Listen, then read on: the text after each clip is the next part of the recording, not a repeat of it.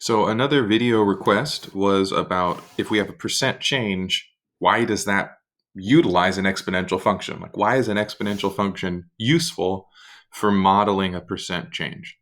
And so let's do an example here of half-life. So half-life is something that happens when you have like a radioactive substance.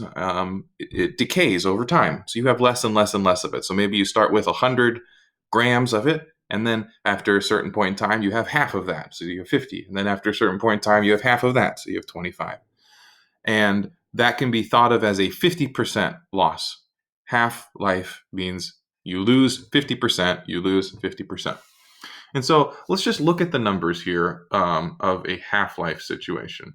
So half-life, and let's just make up numbers to make it easier. So we're going to say that we start with 100 grams, and we lose 50% each day. Let's go day. It doesn't really matter. These are made up numbers. But this does really happen in the world. You just would have, different numbers depending on the substances. And so let's just keep track of how much there is every day. So I'll write down my X for the number of days and my Y for the amount that I have. 0 days, I have 100. Why is it 0 days? Because I lose 50% each day. If I write X equals 1, that's 1 day of decay. So let's try X equals 1. We lost 50%, so we're down to 50. X equals 2, we lost 50%, we're down to 25. X equals 3, we lost 50%, we're down to 12.5 grams. X equals 4, we lose another 50%, we're down to 6.25 grams. We could keep going as long as you want. And what's happening every time you are losing 50%? Losing 50% is the same as keeping 50%. And so what you can think of here is that I'm going to actually write another row onto my table here to show the calculation, to write out what the calculation would be. This first one is just regular 100.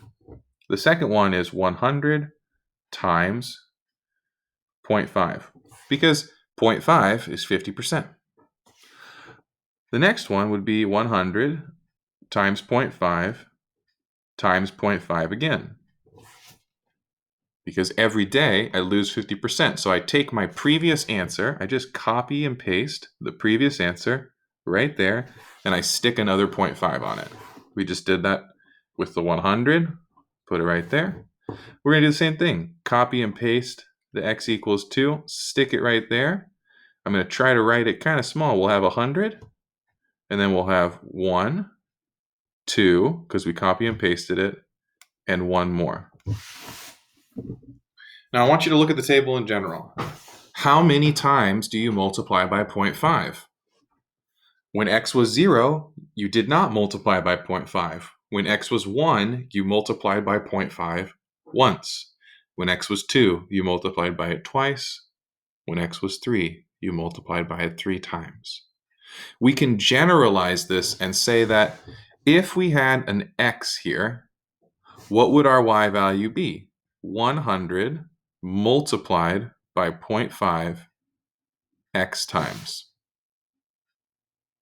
That's the reason why we use exponential functions to model a percent change, because every time you have a percent change, you are multiplying. And so if you repeatedly multiply, you get our exponential function, 100 times 0.5 to the x. I'll just make one last comment on this video. This was an example of decay because my multiplier right there was less than 1. My multiplier was less than 1. Multiplying by less than 1 means you're losing value.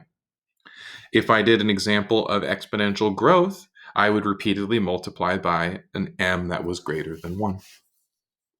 And that is it for this video.